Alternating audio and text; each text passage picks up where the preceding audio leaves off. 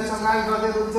त्यो ठुलो भिडमा परमेश्वरले गर्नुभएको चङ्गाईको काम एकातिर छ, तर एउटा अर्को भिड छ जसले येशूलाई एउटा अनौठो खालको प्रश्न सोध्दैछ। त्यो प्रश्न चाहिँ के छ भन्दाखेरि चाहिँ, गुरुज्यू के हामीलाई भन्नुहोस्, हामीले छोडपत्र गर्नु मिल्छ कि मिल्दैन? अब तपाईँ कल्पना गर्नुहोस्, प्रभु यीशु ख्रीष्टले मानिसलाई निको पार्दै हुनुहुन्छ, तर भिडबाट एउटा समूह निस्केर आउँछ र येशूलाई यसरी प्रश्न गर्दैछ। येशूलाई भन्दैछ कि के कुनै मानिसले कुनै कारणले आफ्नो विवाहित पत्नीलाई त्याग्न सक्छ, छोडपत्र गर्न सक्छ? एउटा हाम्रो नेपालीमा उखान छ, म गर्छु आग्राको कुरा, ऊ गर्छ काँक्राको कुरा भन्दै होइन। अनि अर्को उखान छ, तपाईँ सुन्नु भएको होला, तपाईँ कतिलाई अहिलेको पुस्तकलाई थाहा छैन, ठिलीतिर भन्ने, कुम्लो मुखी ठिलीतिर भन्ने। प्रभु यीशु ख्रीष्टले अद्भुत रीतिले मानिसलाई निको पार्नुहुन्छ। परमेश्वरले मानिसको शारीरिक चङ्गाई गर्नुहुन्छ, तर एउटा मानिसहरू छन् भिडहरू, जो भिडले चाहिँ येशू ख्रीष्टको परीक्षा गर्दै उहाँलाई विवाह विच्छेदको बारेमा सोध्दछन्।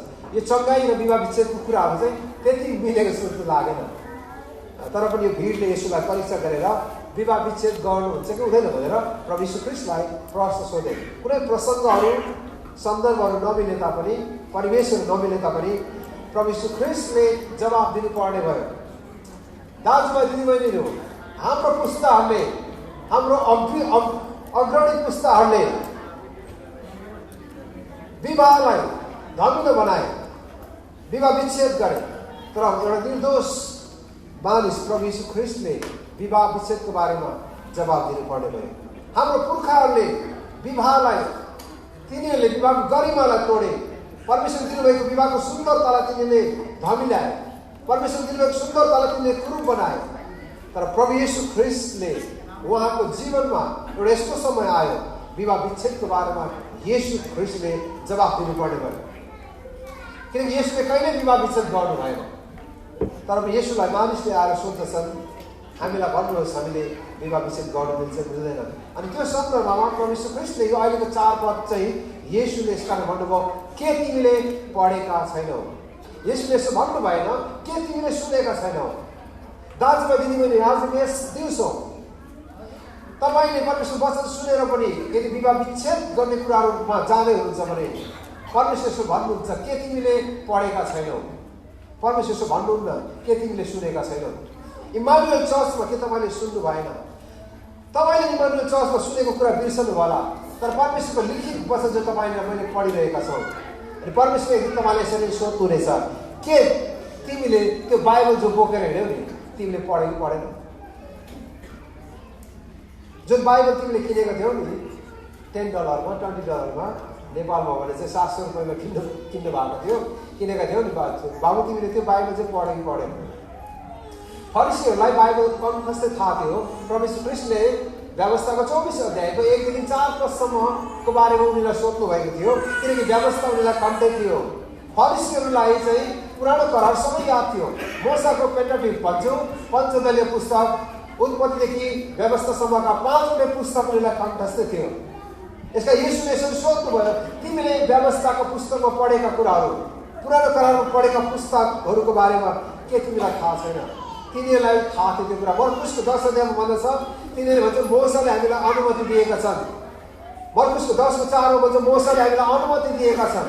तिनीहरूले मोसाको व्यवस्थाको 24 अध्याय कन्ठस्थ थियो, उनले फटाफट जवाब दिइहाले, मोसाले हामीलाई अनुमति दिएका छन्।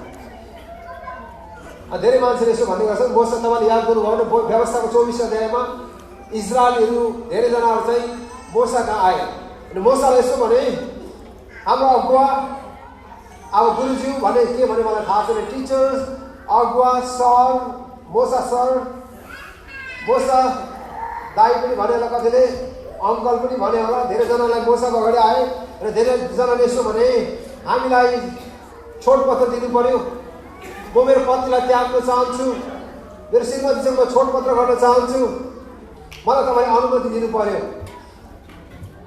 तपाईँले कल्पना गर्नुहुन्छ मोसाले के गरे त? अनि व्यवस्थामा लेखेको छ, मोसाले तिनीहरूलाई अनुमति दिए। द सर्टिफिकेट अफ डिभोर्स, विवाहको पत्र उनले लेखेर दिए। तिम्रो श्रीमतीमा कुनै खोट पायौ र तिमीले त्याग्छौ भने त मलाई भन्नु केही छैन, तिमीले एउटा कागज लेखेर उनलाई त्याग्नु। यो पद लिएर उनीहरूले येशूलाई परीक्षा गरे।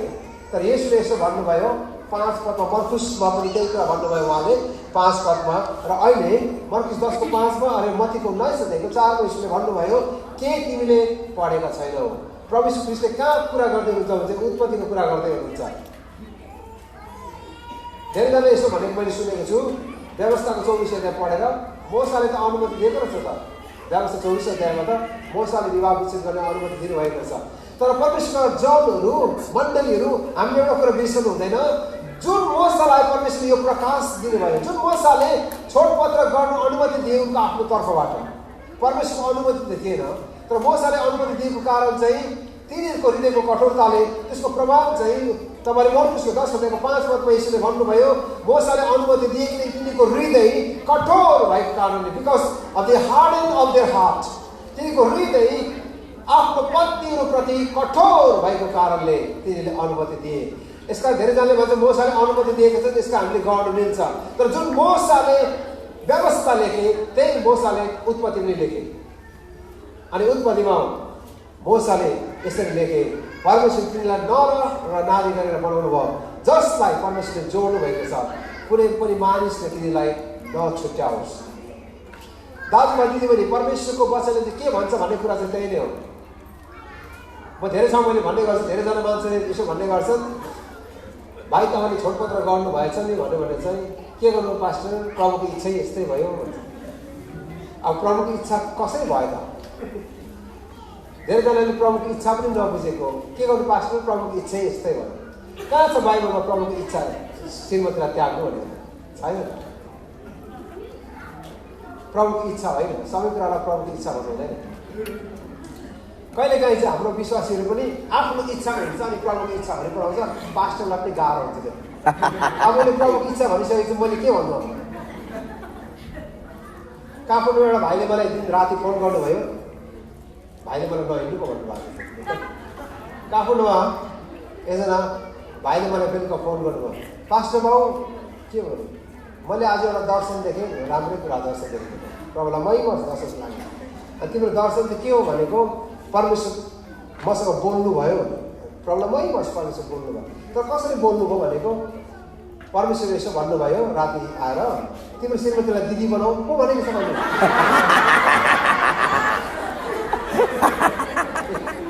परमेश्वर बोल्नुभयो अरे, र परमेश्वरले सपनामा परमेश्वर बोल्नुभयो अरे, तिम्रो श्रीमतीलाई दिदी बनाऊ भनेको छ। त्यसले त म आजदेखि श्रीमतीलाई दिदी पो भन्नु पर्यो भन्छ।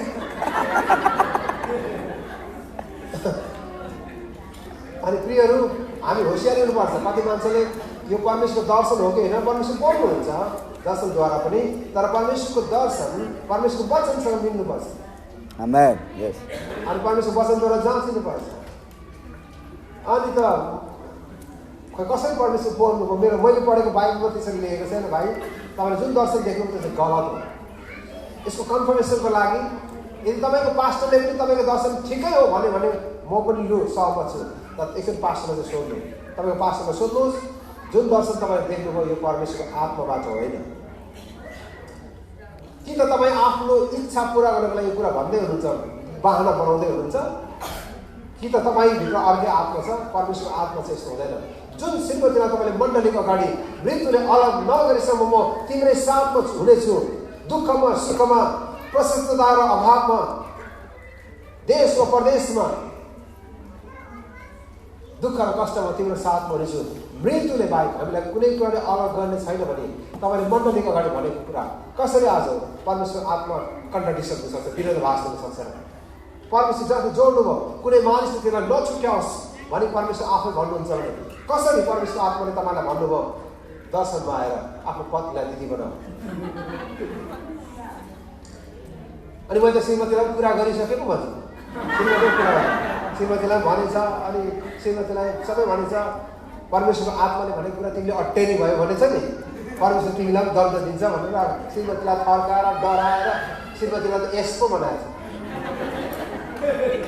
लु तिम्रो श्रीमतीलाई तिमीले दिदी बनाऊ, तिम्रो छोरीलाई चाहिँ के बनाउँछ? कस्तो अप्ठ्यारो। श्रीमतीलाई चाहिँ दिदी बनायो भने दिदीको छोरीलाई चाहिँ के भन्छ तिमी? भान्जीको भक्ति के हो? डिएनए टेस्ट गर्दा के निस्किन्छ मलाई पनि थाहा छैन, तर कति मान्छे। अनि पास्टरलाई गएर सोध्नु भएछ, अनि पास्टरले भन्नुभएछ भाइलाई यो कुरामा सम्झाउनु भएछ, यो भाइ गलत हो भनिसकेपछि भाइले मण्डली छोड्नु भयो। उहाँ मण्डलीको क्वारको प्रमुख व्यक्ति पनि, मण्डलीमा क्वार चलाउनु मान्छे। कल्पना गर्नुहुन्छ। अनि उहाँले अन्तिममा मण्डली छोड्नु भयो। यो कारणले मण्डली छोडेर गएपछि अन्तिममा बुढाबुढी मिल्नेछन्, अब दिदी बनाउनु भनेर भनेको छ। परमेश्वरको आत्माको कुरा पास्टरले पनि सुनेन, बुझेन भनेर उहाँ निस्कनु भयो। श्रीमतीले त्यसै सम्झाउनु भयो। परमेश्वरको आज्ञाभन्दा पास्टर कहाँ ठुलो हो र? म पास्टरले हुँदैन भनेर कहाँ हुन्छ र? परमेश्वर मसँग बोलिसकेपछि अब के गर्नु? अनि उहाँले मण्डली छोडेर जानुभयो। अनि अन्तिममा दिदीलाई, श्रीमतीलाई दिदी बनाएर उहाँ छोड्नु भयो। डिभोर्स भयो, उहाँको लिगली डिभोर्स गरिदिन्छ। अनि त्यसको केही महिनामा अर्को केटीसँग बिहा गरे। अब बुझ्नुहुन्छ, उसको अर्कोसँग प्रेम छ र त्यो प्रेम, त्यो विवाह कसरी बनाउने? अब श्रीमतीले नछोडी त अर्कोसँग बिहा गर्नु मिल्दैन। त्यो हिसाबले चाहिँ उहाँले आफ्नो श्रीमतीलाई चाहिँ कसरी हुन्छ परमेश्वरको आत्माले भनेको भनेर भए पनि श्रीमतीलाई मनाएर दिदी बनाएर उहाँले अर्को बिहा गर्नुभयो। परमेश्वरको वचनले यसो भन्दछ, मानिसको हृदय कति छली छ परमेश्वरलाई मात्रै थाहा छ। मानिसको हृदयभित्र कति दुष्टता छ, कति अधर्मले भरिएको छ, परमेश्वरलाई मात्रै थाहा छ। यसको सोलोमनले हितोपदेशमा यही कुरा लेखेका छन्, सबैभन्दा बढी तिम्रो आफ्नो हृदयलाई सुरक्षित राख, किन तिम्रो हृदय नै सबै कुराको मूल हो। परमेश्वरले जब के अरे मलाकीको पुस्तक अन्त गर्नुभयो, परमेश्वरले अन्तिममा यही कुरा सिकाउनु भयो, तिम्रो आत्मालाई रक्षा गर। 2015 पदमा तिम्रो जवानीपनकी पत्नीसँगको विश्वासलाई भङ्ग नगर। किन? किनकि परमेश्वरले विवाह विच्छेदलाई घृणा गर्नुहुन्छ भनेर परमेश्वर आफैले यो वचन दिनुभयो। पुरानो करारमा आइपुग्दा, मलाकीको पुस्तकमा आइपुग्दाखेरि विवाह ठुलो समस्याबाट गुज्रिरहेको थियो। अनि परमेश्वरले मलाकीको पुस्तकलाई अन्त गर्दै गर्दा, तब हामी सबैलाई थाहा छ मलाकीको पुस्तक पछाडि येशू ख्रीष्ट इतिहासमा 400 वर्ष उहाँ बोल्नु भएन। त्यसलाई हामी मौनताको वर्ष भन्दछौँ, साइलेन्ट इयर। मत्ती र मलाकीको बिचमा 400 वर्ष परमेश्वर बोल्नु भएन, किनकि परमेश्वर हृदय यति साह्रो दुखित भयो। दुईवटा कुराको शिक्षा दिएर परमेश्वरले मलाकीलाई बन्द गर्नुहुन्छ। पहिलो कुरा दशांशको शिक्षा, दोस्रो कुरा चाहिँ उहाँले विवाहको कुरा गरेर मलाकीलाई अन्त गर्नुहुन्छ। अनि परमेश्वर यो कुराबाट दुखित हुनुभयो। मानिसहरूले मण्डलीमा तिनीहरू त्यो बेला चाहिँ कैदमा थिए। जब कैदबाट फर्केर आए, तिनीले दशांश दिने कुरा चाहिँ कम्प्लिटली बिर्सेर गए। एउटा च्यालेन्ज आजको मण्डलीलाई पनि छ। अब अमेरिकन चर्चहरू यति साह्रो लिबरल चर्चहरू गइरहेको छ, अब दशांश नदिए पनि हुन्छ भन्ने खालको पनि आइसकेको हुनसक्छ। तर हामी होसियार हुनुपर्छ। जब तिनीहरू कैदमा गए, फर्केर आएपछि तिनीहरूले परमेश्वरको मन्दिरमा ल्याउने दशांशलाई तिनीहरूले कम्प्लिटली बिर्सेर गए। अनि परमेश्वर त्यो कुराबाट दुखित हुनुभयो, त्यो शिक्षा दिनुभयो। दोस्रो कुरा चाहिँ तिनीहरूको विवाह विच्छेदको कुरा चाहिँ बढेर गयो। यसकारण पनि यो कुराबाट परमेश्वरको हृदय दुखित भयो। किन दुखित भयो? किन परमेश्वर विवाह विच्छेदबाट दुखित हुनुहुन्छ? किनकि परमेश्वरले सुरुमा नै उहाँले एकजनाले एकजनासँग मात्रै बिहा गर्नुपर्छ भन्ने कुरा उहाँले सुरु गर्नुभयो। यसै येशूले मत्तीको 19:4 यसो भन्नुभयो, के तिमीले पढेका छैनौ? सुरुमा नै इन द बिगिनिङ सुरुमा नै इन द बिगिनिङ कहाँ लेखेको छ? उत्पत्ति जेनेसिस 1:1 सुरुमा परमेश्वरले सृष्टि गर्नुभयो। यसै उत्पत्तिको पुस्तक सबै कुराको सुरुवात हो। सुरुवात सृष्टिको सुरुवात हो, परिवारको सुरुवात हो, पापको सुरुवात उत्पत्तिको पुस्तकमा छ, डरको सुरुवात, मृत्युको सुरुवात उत्पत्तिको पुस्तकमा छ, आशिषको सुरुवात पनि परमेश्वरले उत्पत्तिमै गर्नुभयो। 28मा फल्दै फुल्दै वृद्धि हुँदै जाऊ भने परमेश्वरले आशिष दिनुभयो। आशिषको सुरुवात भएको पुस्तक पनि उत्पत्तिकै पुस्तक हो। अनि हामीले याद गर्नुपर्ने कुरा चाहिँ बहुविवाह सुरु भएको पनि उत्पत्तिको पुस्तकबाटै। यसका प्रियहरू, हामीले याद गर्नुपर्ने कुरा चाहिँ परमेश्वरले चाहिँ एकजनाले एकजनासँग बिहा गरेको कुरा। आउनुहोस् हामी उत्पत्तिको पुस्तक 2:18 पदमा हामी हेर्नेछौँ। 2:18 परमेश्वरले यसो भन्नुभयो, जब मानिसलाई बनाउनु भयो, आदमलाई बनाइसकेपछि परमेश्वरले 18 भन्नुभयो, परमप्रभु परमेश्वर यहोवा एलोहिम परमेश्वर यसरी भन्नुहुन्छ, मानिस एक्लो रहन असल छैन, म त्यसको निम्ति त्यसलाई सुहाउने एकजना। सबैले मसँग भन्नुहोस् त एकजना। यदि तपाईँको बाइबलमा एकजना भन्ने छैन भने अहिले थपिहाल्नुहोस्। कहिले अनुवाद गल्ती हुन्छ त्यसले गर्दा बाइबलमा नथप्नु नघटाउनु भनेको छ। कहिलेकाहीँ चाहिँ अनुवाद गर्नेले घटाउनु सक्छ बढाउनु सक्छ, त्यो मिस्टेक हो। तपाईँको बाइबलमा एकजना भन्ने छ कि छैन? एकजना। सबैले मसँग भन्नुहोस् त एकजना। यसको दाजुभाइ एकजना, जवानहरू एकजना मात्रै सोचेर बिहा गर्छ। परमेश्वरको सुरुको म्यान्डेट चाहिँ एकजना। आउनुहोस् त बाइबलमा अरू पनि कहाँ एकजना लेखेको छ? नयाँ करारमा दोस्रो कोरिन्थीमा 11:2 जब पावलले आत्मिक विवाहको विषयमा मण्डली र ख्रीष्ट यीशुको बारेमा लेख्दछन्, पावल यसो लेख्दछन्, तिमीलाई मैले एउटै पत्नीको पवित्र दुलहीको रूपमा प्रस्तुत गर्न मैले तिमीलाई ख्रीष्टसँग मगनी गरिदिएँ। सबैले मसँग भन्नुहोस् त एउटै पत्नी। एउटै पत्नी। बिब्लिकल म्यान्डेट यही हो। जतिले बहु विवाह गर्नुभयो, यीशुको रगतले तपाईँको विवाहलाई धोइएको छ। अब त्यो चाहिँ विगत हो, तर अब आउने पुस्ताले, यो जेनेरेसनहरूले यो कुरा याद गर्नुपर्छ। परमेश्वरले हामीले यस्तो समाजमा ल्याउनु भयो। अहिलेको युग चाहिँ हामी लिएर आउने चाहिँ प्लुरलिस्टिक सोसाइटी भन्छौँ।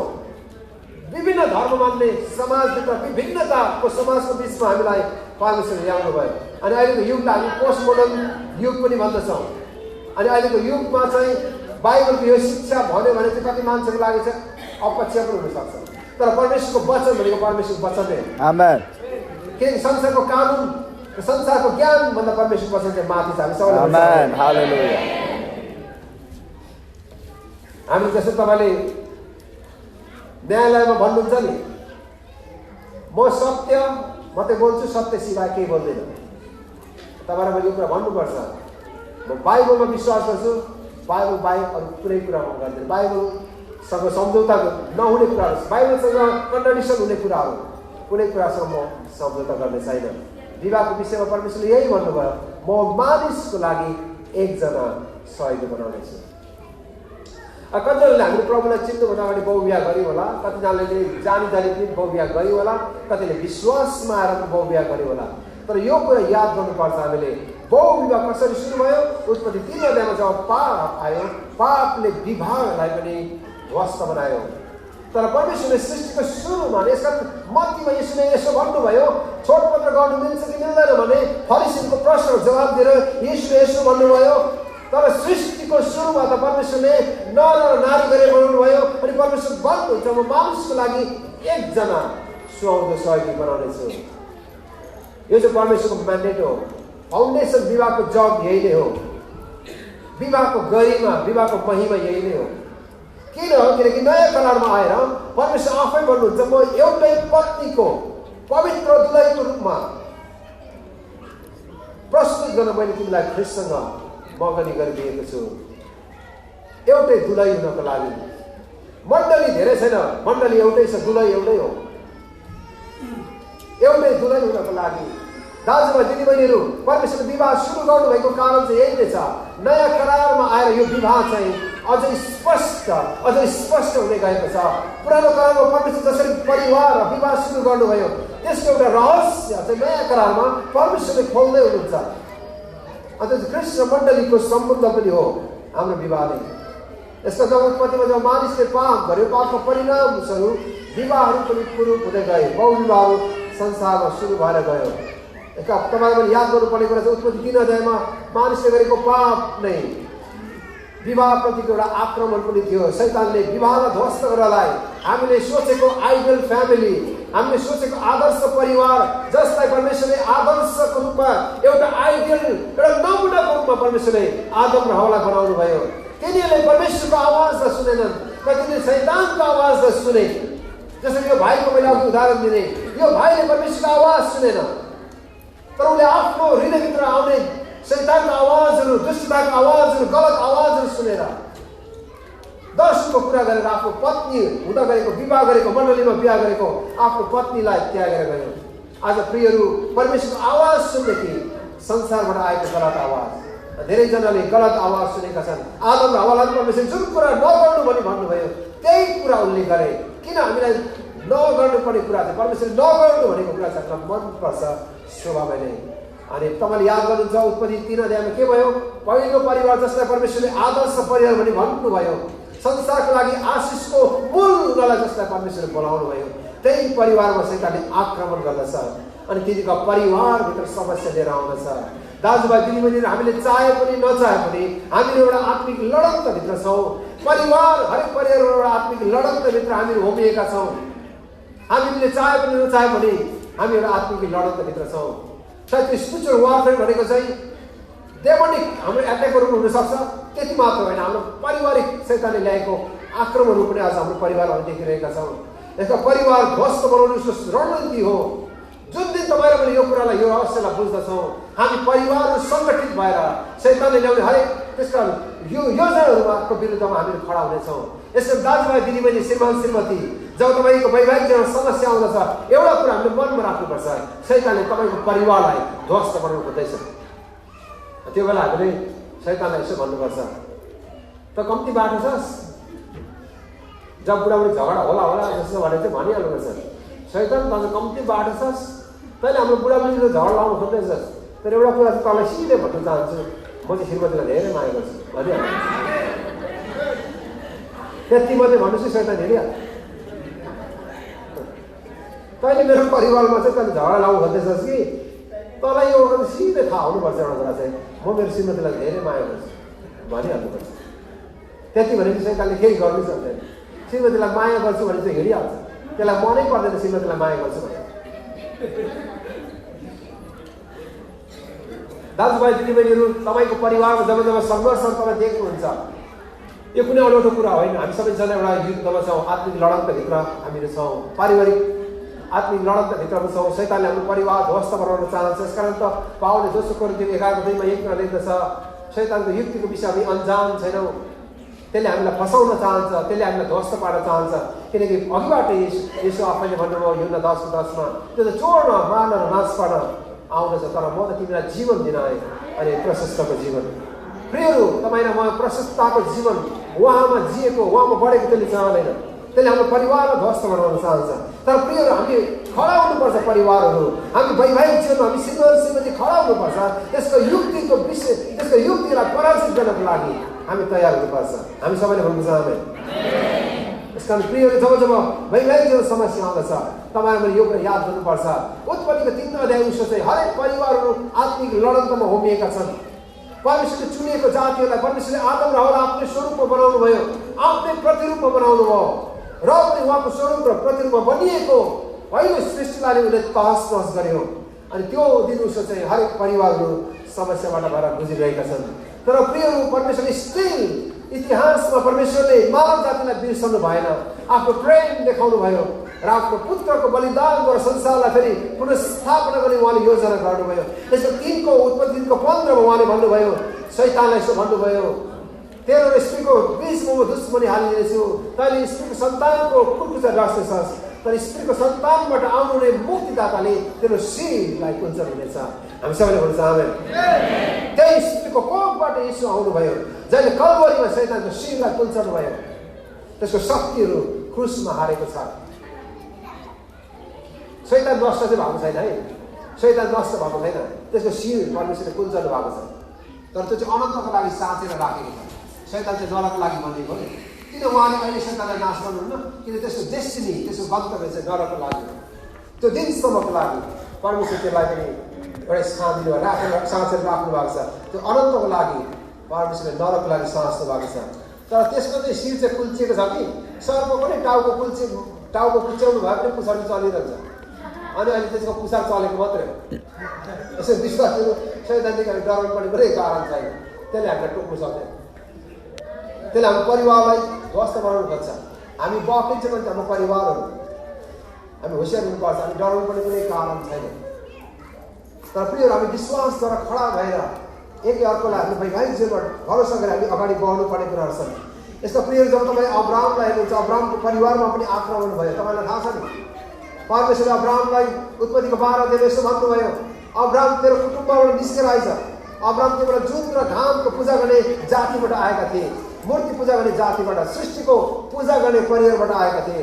परमेश्वरले भन्नुहुन्छ, तेरो परिवारबाट निस्केर आइज, म तँलाई आशिष दिनेछु, त आशिषको मूल हुनेछस्, तँद्वारा म संसारलाई आशिष दिनेछु। परमेश्वरले आशिषको प्रतिज्ञा गर्नुभयो। तर बाइबलले यसो भन्दछ, जब तिमी नेगेटमा आइपुगे अनि त्यस पछाडि त्यहाँ बसोबास गर्दै गर्दा 10 पद यसो भन्छ, त्यो देशमा अनिकाल पर्यो। अनिकालबाट बाँच्नलाई तिमीहरू मिस्र गयो। मिस्र जाँदै गर्दा हामी सबैलाई थाहा छ 11 पदमा अब्रामले यसो भन्छ श्रीमतीलाई सारालाई, तिमी अत्यन्त सुन्दरी छौ भन्छ, अत्यन्त सुन्दरी। अब विदेश जाँदा पनि थाहा भयो श्रीमती सुन्दरी छ भनेर। कतिजना श्रीमती सुन्दरी पत्ता लगाउँछ विदेशै जानुपर्छ। अब्राम पनि मिस्र जाँदै गर्दा पनि थाहा भयो श्रीमती कति सुन्दरी छ। 65 वर्षको थिए सारा त्यो बेला मिस्र जाँदा। 65 वर्षको श्रीमती कति सुन्दरी। प्रभुलाई मै कहोस् के लगाइ उनले त्यस्तो 65 वर्षमा त्यस्तो जगजगाउने थिइन्। अब्रामले तिमी असाध्यै सुन्दरी छौ 65 वर्षको उमेरमा भनेको। यहाँ कतिजना दाजुभाइहरू त्यो बेला अब्राम 75 वर्षको थियो, सारा कति वर्षको थिएन अरे 65। यहाँ 75 वर्षको बुवाहरू कोही पनि हुनु 1-2 जना हुनुहुन्छ होला। आज तपाईँको श्रीमती 65 वर्ष हुनुहुन्छ भने आज बेलुका गएर भन्नु तिमी साह्रै राम्रो छौ। अब्रामले 75 वर्षको उमेरमा यसो भन्यो, तिमी असाध्यै राम्रो छौ, असाध्यै सुन्दरी छौ। कहाँ भन्नु हौ, नभन्नु। अब्रामले त भनेको छ, हामी किन नभने, अब्रामको सन्तान हो नि। तल्लो घरको साइली के राम्रै नभन्नु होला, घरमा झगडा हुन्छ। तल्लो घरको साइलीको प्रशंसा नगर्नुहोस्। ठिकै छ, साइली राम्रो भन्नुभयो, केही छैन। तर हामीले हाम्रो परिवारलाई भन्नुपर्छ श्रीमतीलाई तिमी राम्रो छौ। अब्रामले भने तिमी राम्रो छौ। त्यति मात्रै भएन, राम्रीको कारण असुरक्षाको महसुस पनि गर्यो। त्यसपछि आएको कुरा चाहिँ त्यति राम्रो कुरा छैन। उसले भन्छ म तिमीलाई बहिनी भन्छु भन्छ। समस्या त्यहाँ भयो। तपाईँले याद गर्नुहुन्छ परमेश्वर भन्नुहुन्छ त तर म संसारलाई आशिष दिनेछु, तेरो पुस्ता चाहिँ आशिषको पुस्ता हुनेछ। तर के हुँदैछ, परिवारमा आक्रमण हुँदैछ, शैतानले आक्रमण गर्दैछ। अनि अब्रामले त्यसै भने मिस्रमा गएर मिस्र फारोले गएर सोध्छ यो को केटी भनेको, मेरो बहिनी हो भने दरबार लगिहाल्यो। आफ्नो श्रीमती भनेर उनले आफ्नो परिवारलाई सुरक्षा दिन सकेन। आज कतिजना दाजुभाइले आफ्नो परिवारलाई सुरक्षा दिन नसकेको कारणले परिवारमा समस्याहरू आइरहेका छन्। यसकारण दाजुभाइहरू कसैले तपाईँ श्रीमती सँगै हुनुहुन्छ, उहाँ चाहिँ को हुनुहुन्छ भने सिधाइहाल्नु श्रीमती, उहाँ चाहिँ मेरो श्रीमती हो भने। कहिले दाजुभाइ चाहिँ मान्छे भने जहिले सिकेर बोलेको चाहिँ श्रीमती 15 मिनट भयो उभिएको पछाडि परिचय पनि गराउँदैन। अनि त्यो श्रीमती फरक्क फर्केर जान्छ, के लामो बोलेको भनेर भरेको मेरो श्रीमती यसो श्रीमती हुँदैन, झगडा हुन्छ घरमा गएर। तपाईँ चाहिँ के साह्रो लामो बोलिरहेको, पहिले परिचय गराएको हुन्छ। उहाँ चाहिँ मेरो श्रीमती हुनुहुन्छ भने श्रीमती जोइन हुन्छ नि, होइन, सहभागी हुन्छ, राम्रो हुन्छ। पब्लिकमा हुँदाखेरि जहिले पनि श्रीमतीसँगै लगाउने सबै चिनाइहाल्यो। न उसलाई कम्ती सकसक हुन्छ र त्यहाँ तपाईँ जति लामो कुरा गर्दै जानुहुन्छ उसलाई झन् गाह्रो हुन्छ। त्यही मात्रै अग्लो हिल्लाएको हुन्छ कि दिदीबहिनीले राम्रो दिनु सक्दैन। अब्रामले सुरक्षा दिन सकेन आफ्नो परिवारलाई। अनि सारालाई दरबारमा लगियो। तर परमेश्वरले डिभाइन इन्टरभेन्सन भन्छ, उहाँको अलौकिक हस्तक्षेपद्वारा दरबारमा परमेश्वरले काम गर्नुभयो। अनि फारोलाई यो कुरा थाहा भयो, यो सबै दरबारमा आएको समस्याको कारण चाहिँ अब्रामको कारणले हो, यो साराको कारणले हो। सारालाई बोलाइयो, तिमी को हौ, त्यसपछि सोधखोज भयो। अनि साराले अन्तिममा सत्य कुरा बताइन्, म चाहिँ अब्रामको श्रीमती हो। दरबारमा अब्रामलाई ल्याइयो। अनि अब्रामलाई फारोले यसो भन्छ, तिमीले मसँग किन झुट बोल्यौ, सारा त तिम्रो पत्नी रहेछ, तिमीले मसँग किन झुट बोल्यौ। याद गर्नुहुँदैछ परमेश्वरले बोलाएको मान्छे आफ्नो परिवारको सुरक्षा गर्नु नसक्दा परमेश्वर आफै काम गर्नुपर्ने भयो। परमेश्वरले हस्तक्षेप नगर्नु भएको भए अब्रामले सारालाई सदकलाई गुमाउने थिए। प्रतिज्ञाको पुत्र उनीबाट आउने थिएन। तर परमेश्वरले आफ्नो प्रतिज्ञा पुरा गर्नुहुन्छ। मानिस आफ्नो परिवारप्रति विश्वासयोग्य नभए तापनि परमेश्वरको विश्वासयोग्य हुनुहुन्छ। अब्राम उनीले सारा फर्काइदिनु भयो। हामी सबैलाई थाहा छ त्यसो के भयो। हागार पनि सँगै आए, सन्तान जन्माउने समय ढिलो भयो। अनि साराले यसो भने, परमेश्वरले त भन्नुभयो तेरो सन्तानहरू आकाशको तारा जस्तै हुनेछन्, समुद्रको बाल जस्तै हुनेछन्, तर हाम्रो त सन्तान छैन। के पो हुन्छ होला, कसो होला, यो कसरी हुन सक्छ र? परमेश्वरको प्रतिज्ञामा उनीहरूले भरोसा गर्न सकेनन्। एक रात साराले यसो भन्नु अब्रामलाई, बुढा तिमीलाई एउटा कुरा भनौँ भनेर उसले खाना खाएपछि बुढालाई भन्नु होला, तपाईँलाई एउटा कुरा भन्नु थियो। के भन्ने, तपाईँ नरिसाउने भएमा एउटा कुरा भनौँ, किन रिसाउनु, भनौँ न भने। अब हाम्रो त मबाट त सन्तान हुँदैन होला, यसो गरौँ हौ, त्यो हागार छ नि, हागार त्यहाँबाट तपाईँले सन्तान जन्माउनुहोस् भनेको अब्राहमले यसो विचार गर्यो। इट्स भेरी गुड आइडिया, राम्रो विचार तिम्रो। सारा तिमीले जुन आइडिया थियो मलाई पनि मन पर्यो। अब्राहमले सहमति जनायो अनि त्यसमा के भयो? साराको सट्टा हागारसँग उसले सम्बन्ध राखे अनि इस्माइलको जन्म भयो। हागार गर्भवती भएपछि परमेश्वर त्यो राति बोल्नुभयो। अब्राहमलाई परमेश्वरले भन्नुहुन्छ, मैले प्रतिज्ञा गरेको छोरो इस्माइल होइन, तर तिमीबाट नै म ल्याउनेछु। परमेश्वरले सारा र अब्राहमलाई हटाउनुहुन्छ। उहाँको प्रतिज्ञाको छोरो चाहिँ परमेश्वरले अब्राहमबाट ल्याउनुहुन्छ। तपाईँले याद गर्नुहुन्छ मैले भनेको कुरा किन मैले स्टोरी याद भन्दाखेरि चाहिँ परमेश्वरले एउटा मानिसलाई बोलाउनुहुन्छ, तर उनको परिवारभित्र समस्याहरू आउँदछ अनि समस्याहरूमाथि परिवारहरूले विजय हुन नसकेको घटनाहरू पनि हामी देखिरहनुहुन्छ। तर परमेश्वरले स्टिल त्यो परिवारमाथि दया देखाउनुहुन्छ, अनुग्रह देखाउनुहुन्छ र तिनीहरूलाई उहाँले आफ्नो महिमाको लागि, आफ्नो उद्देश्यको लागि निरन्तर प्रयोग गर्नुहुन्छ। मानिस परमेश्वरको उद्देश्यमा असफल हुँदै गइरहेको तपाईँ देख्नुहुन्छ। त्यस पछाडि पारिवारिक द्वन्द्वहरू सुरु भयो। अब्राहमको जीवनमा सारा र हेगारको कारणले पारिवारिक द्वन्द्व त्यहीबाट सुरु हुँदछ। तर परमेश्वरले अब्राहमलाई बिर्सनुहुन्न, आफ्नो जनलाई परमेश्वरले बोलाउनुहुन्छ। तपाईँले याद गर्नुहुन्छ त्यसरी बहुविवाहका कुराहरू हुँदै हुँदै हुँदै गए अनि सोलोमनसम्म आइपुग्दाखेरि त सोलोमनले त 1000वटा बिहा गर्यो भन्छ। अनि कतिजना चाहिँ सोलोमनको फ्यानहरू पनि हुन्छ। यहाँ मण्डलीमा धेरैजना सोलोमनको फ्यानहरू छ। सोलोमनले त त्यत्रो बिहा गरेछ, हामी चाहिँ किन गर्नु हुँदैन भन्छ। तर आज कतिजनाले यो कुरा पढ्नु भएको छैन। आउनुहोस् म तपाईँलाई सोलोमनको जीवनमा उसले बहुविवाह गरेकोमा परमेश्वर किन दुखित हुनुभयो त्यो कुरा म बताउन चाहन्छु। तपाईँले मसँग पहिलो राजा 11 अध्यायमा पल्टाउन सक्नुहुनेछ। म अलिकति तपाईँलाई बताउन गइरहेको छु विवाहको विषयमा, किनकि यो कुरा हामीले बुझ्न आवश्यक छ। अनि जब 11 अध्यायमा परमेश्वर यसो भन्नुहुन्छ सोलोमनलाई, यसो भन्नुभयो परमेश्वरले पहिलो राजा 11 अध्यायमा, तापनि सोलोमन राजाले फरकी छोरी पाए, विदेशी स्त्रीहरू, मोआबी, अम्मोनी, एदोमी, सिदोनी, हित्ती स्त्रीहरूसँग उनले प्रेम गरे। तिनीहरू ती जातिबाट थिए जसका विषयमा परमप्रभुले इजरायललाई भन्नुभएको थियो कि तिमीहरूले तिनीहरूसित पारस्परिक विवाह गर्नु हुँदैन, किनकि तिनीहरूले निश्चय नै तिमीहरूका हृदय तिनीहरूकै देवतातिर बहकाउनेछन्।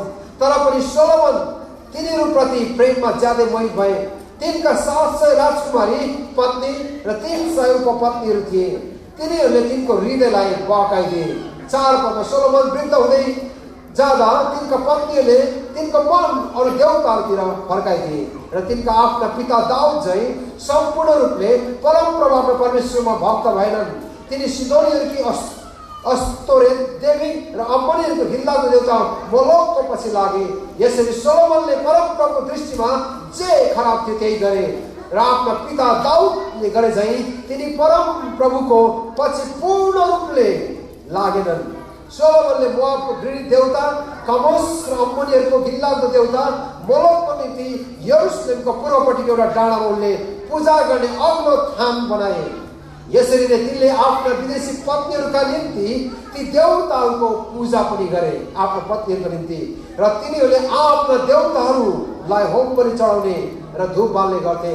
9 पदमा यसरी लेखेको छ, परम प्रभु सोलोमनसँग रिसाउनु भयो।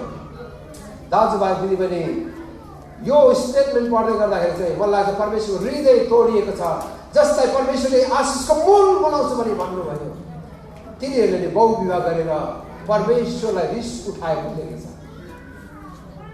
तिनीहरूले बहुविवाह गरेर सोलोमनसँग परमेश्वर खुसी हुनु भनेर लेखेको छैन। तपाईँले अझै पढ्दै जानु यसो भनेको छ, म तसँग 3 पल्ट बोले। परमेश्वर सोलोमनसँग 3 चोटि बोल्नु भयो आम्ने सामने। परमेश्वर बोल्नु भएको मान्छेले पनि परमेश्वर वचनले हिँड्न सकिँदैन। अनि परमेश्वरको वचन यसो भन्छ, परमेश्वर सोलोमनदेखि रिसाउनु भयो। यो कुराले हामीलाई प्रमाणित गर्छ दाजुभाइ दिदीबहिनी जतिजना जवान हुन्छ, कतिजना हामी मण्डलीका प्रमुखका जनहरू बहुविवाहदेखि परमेश्वर रिसाउनुहुन्छ, किनकि बहुविवाह गरेको कारण तिनीका पत्नीहरूले सोलोमनको हृदयलाई परमेश्वरदेखि बहकाइदिए, मूर्तिहरूतिर तिनीहरूले धकेलिदिए। आज तपाईँ र म बनाएको मूर्ति त पुज्दैन होला, तर कतिजना हाम्रो बहुविवाहको कारणले गर्दा हामी धेरै अरू प्रकारका मूर्तिहरूतिर हामी ढल्किएका छौँ। हाम्रो हृदय परमेश्वरदेखि टाढो भएको छ। परमेश्वरको स्थानमा हामीले अरू कुरा राखेका छौँ। प्रियहरू, अनि परमेश्वर वचनले यसो भन्छ, परमेश्वर सोलोमनसँग रिसाउनु भयो किनकि तिनका हृदयहरू उनको पिता दाउद झैँ पूरा रीतिले उनले परमेश्वरतिर फर्काउन सकेनन् किनकि तिनका हृदयहरू ती स्त्रीहरूले बहकाइदिए। जवान भाइहरू, जवान बहिनीहरू, विवाह परमेश्वरको योजना भए तापनि बहुविवाह परमेश्वरको योजना होइन। तपाईँहरू यो समाजमा हुनुहुन्छ जहाँ बहुविवाह कुनै ठुलो कुरा मानिँदैन, लिभिङ टुगेदर कुनै ठुलो कुरा मानिँदैन होला, विवाह पूर्वको यौन सम्बन्धलाई कुनै ठुलो मानिँदैन होला यो देशमा। तर प्रियहरू, तपाईँलाई मैले यो कुरा याद गर्नुपर्छ, त्यो स्वतन्त्रताभित्र परमेश्वरले ल्याउनु भए तापनि हामीलाई परमेश्वरले उहाँको वचन पनि दिनुभएको छ। यदि तपाईँले उहाँको वचनलाई मान्नु भएन, आफ्नो प्रकारले हिँड्नुभयो भने त्यसको प्रतिफल पनि आउनेछ। सोलोमनसँग परमेश्वर रिसाउनु भयो, तिनको हृदय परमेश्वरतिर रहिरहन सकेन किनकि तिनले जुन व्यक्तिलाई परमेश्वरले विवाह नगर्नु भन्नुभयो ती जातिहरूसँग बिहा गरे। जवान भाइ बहिनी कतिले बिहा गर्नु भएको छैन, तपाईँको लागि यस खण्डबाट यही सन्देश छ कि परमेश्वरले विश्वासको घरका भित्र मात्रै विवाह गर्नलाई परमेश्वरले राखिदिनु भएको छ। विश्वासको घरदेखि बाहिर गएर विवाह गर्नु, विश्वास नगरेकासँग विवाह गर्नु परमेश्वरको कहीँ पनि हामीलाई बाइबलले हामीलाई अनुमति दिएको छैन। जवान भाइले यसो नभन्नु, त्यो अरू धर्म मान्ने मान्छेहरू, अरू आस्था राख्ने मान्छेहरू पनि राम्रै मान्छे छन् भनेर तपाईँले मनमा सोच्नुहुन्छ होला। तपाईँसँग म सहमत छु। अरू धर्म मान्ने मान्छेहरू, विश्वासदेखि बाहिरका मानिसहरू कुनै खराब मानिसहरू होइनन्। चालचलनमा तपाईँभन्दा हामीभन्दा पनि राम्रा भएका होलान्, चरित्रमा तपाईँ र हामीभन्दा पनि असल होलान्। तापनि विश्वासको खातिर परमेश्वर भन्नुहुन्छ तिनीसँग बिहाबारी नगर्नु। त्यही कुरा 24 अध्यायमा उत्पत्तिमा 28 अध्यायमा परमेश्वरले त्यही कुरा अब्राहमद्वारा इसाकलाई भन्नुभयो, इसाकद्वारा याकुबलाई भन्नुभयो तिमीले कनानी स्त्रीसँग बिहा नगर्नु। परमेश्वरले स्ट्रिक्टली यो वचन दिनुभयो, यसमा कुनै कम्प्रोमाइज छैन।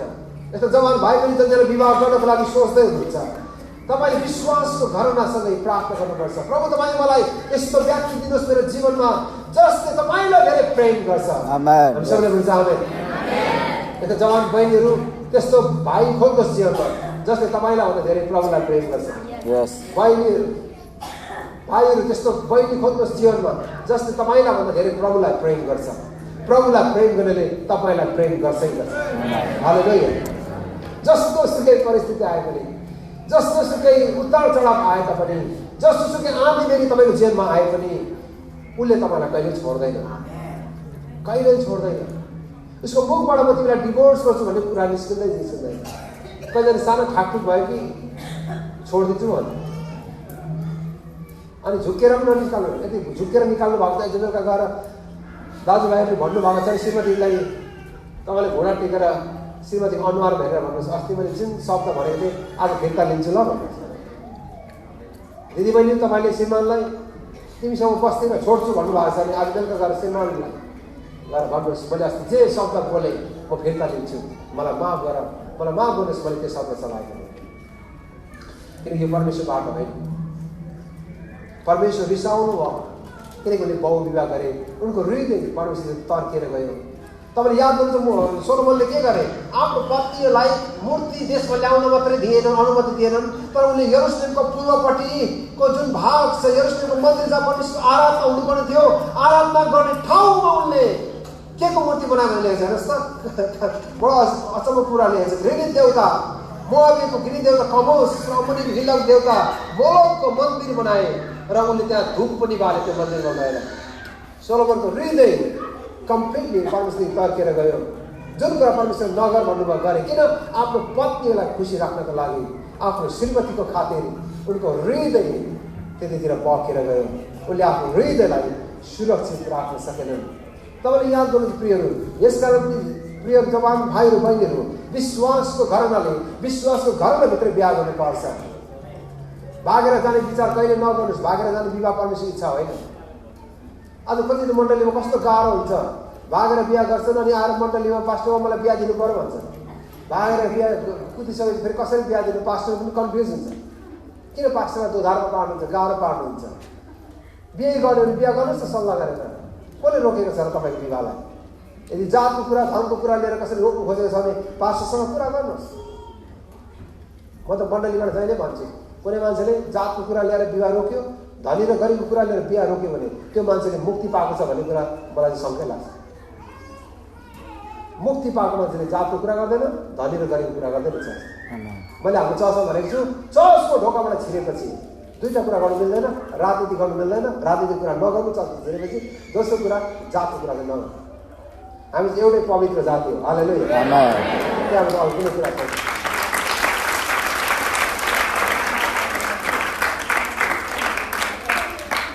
मेरो छोराले कुन जातिसँग बिहा गर्छ मलाई त्यो ठुलो कुरा होइन, तर एउटै प्रभुलाई प्रेम गर्ने चाहिँ हुनु पऱ्यो। पवित्र जाति चाहिँ हुनु पऱ्यो। अरू कुन जुनसुकै जाति भए केही भएन, पवित्र जाति चाहिँ हुनै पऱ्यो है। यसो जवान भाइ जुनसुकै जातिसँग बिहा गर्नुहोस्, तर पवित्र जाति चाहिँ हुनु पऱ्यो। येशूको रगतले धोइएको चाहिँ हुनु पऱ्यो। येशूको रगतले पखालिएको छोरीसँग बिहा गर्नुहोस्, नपखालिएकोसँग नगर्नुहोस्। तपाईँलाई मण्डलीबाटै पखाल्छ भने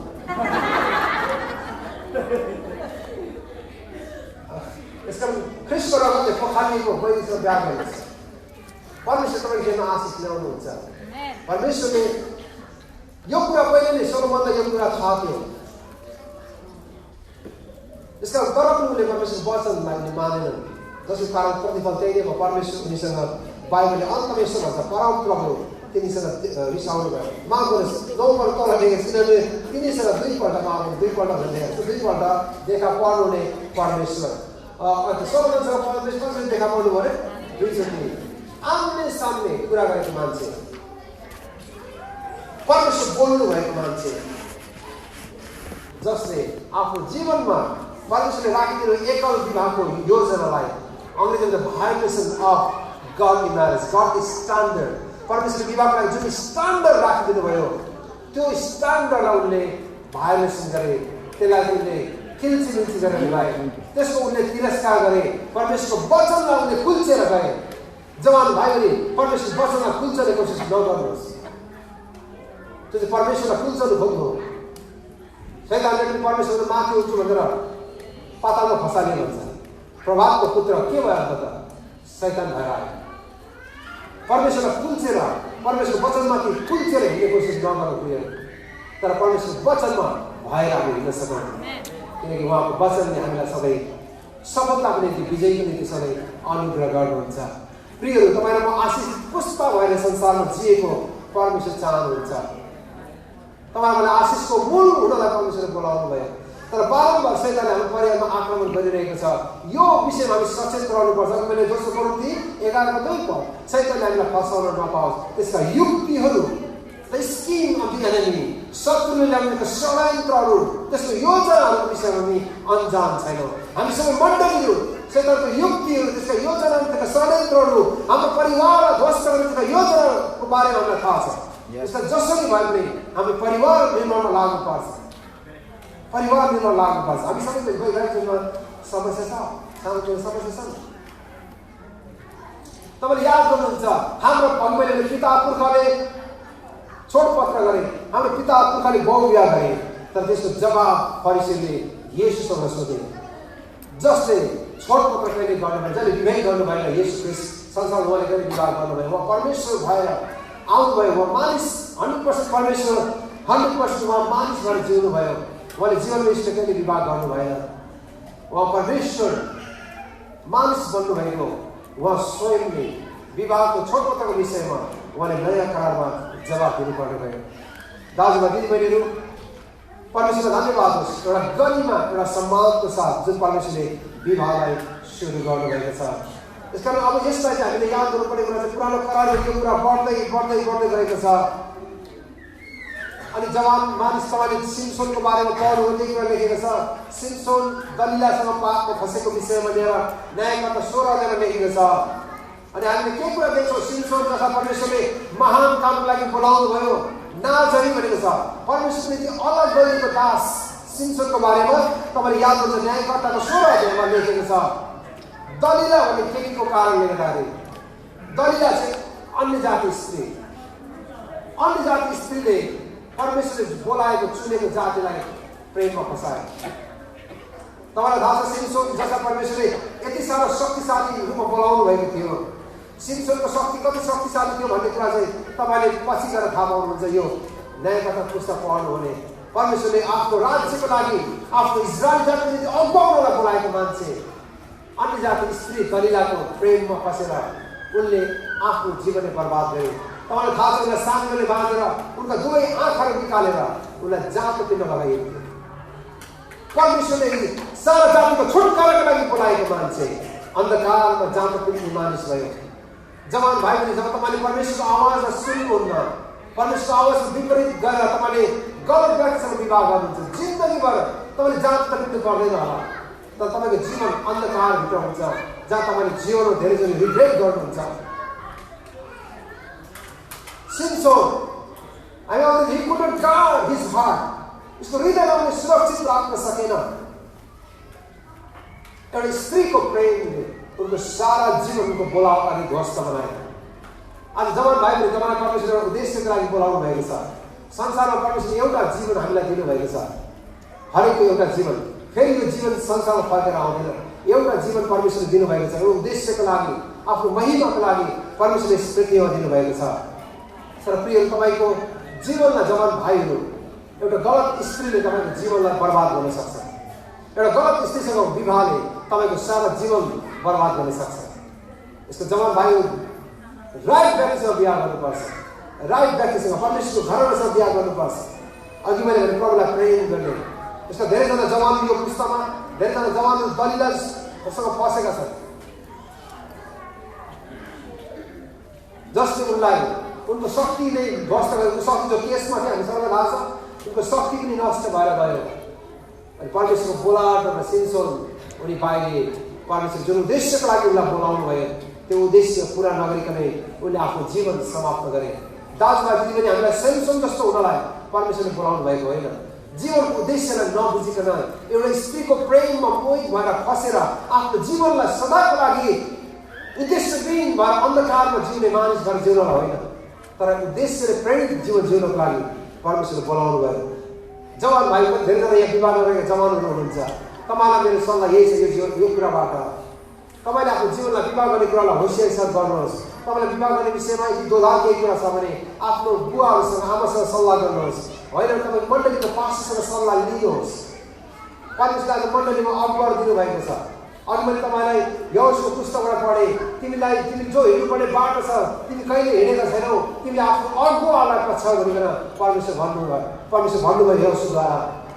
जवान भाइ बहिनीहरू, तपाईँले कोसँग बिहा गर्ने, तपाईँसँग निर्दिष्ट लक्ष्य छैन भने, तपाईँले बाटो देखिरहनु भएको छैन भने, तपाईँ अन्यतामा हुनुहुन्छ भने तपाईँ आफ्नो लिडरसँग सल्लाह लिनुहोस्, आफ्नो अगुवासँग परामर्श लिनुहोस्, विवाहको विषयमा कुरा गर्नुहोस्, उहाँसँग बस्नुहोस्।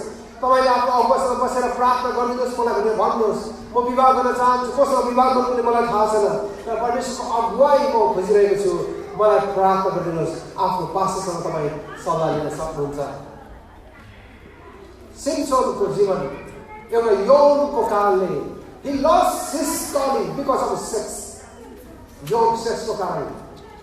प्रियहरू, परमेश्वरले यौन बनाउनु भयो, यौन कुनै छाडा कुरा होइन। मैले जहिले भन्ने गर्छु, sex is not taboo. Taboo भन्छ अङ्ग्रेजीमा, यो कुनै अश्लील होइन। कतिजनाले चाहिँ यौन सेक्स भनेको आँखा घुल्टो बनाउँछ, हेरेर पास्टरले कुनै छाडा भनेको भन्नुहुन्छ। सेक्स भन्ने कुरा, यौन भन्ने कुरा चाहिँ कुनै अपवित्र कुरा होइन, तर परमेश्वरले मानव जीवनको लागि दिनुभएको कुरा हो। र परमेश्वरले यौनलाई परमेश्वरले विवाहभित्र मात्र राखिदिनु भयो। सिम्सोनले यही कुरा बुझ्न सकेन। स्त्रीको प्रेममा मोहित भएर आफ्नो यौनलाई उनले कन्ट्रोल गर्न सकेन। दलिलाको प्रेममा फसे, यौनले उनको सारा जीवनले अन्धकारमय बनायो। जवान भाइ बहिनीहरू, यौन परमेश्वरले मानव जीवनको लागि वैवाहिक जीवनभित्र राखिदिनु भयो। यसो ज्याकमुनेले भनेका छन्, विवाहको खाटमा, विवाहको वेदीमा परमेश्वरले यौनलाई पवित्र बनाउनु भएको छ, अनि विवाहभित्र हामीले यौनलाई पवित्र राख्नुपर्छ। विवाहभन्दा बाहिर गएर यौनलाई प्रयोग गर्नु हुँदैन। अहिलेको युगमा एउटा ठुलो आँधी आउँदैछ। जोन पाइपरले भन्दछ, अहिले संसारमा एउटा ठुलो भेल आउँदैछ।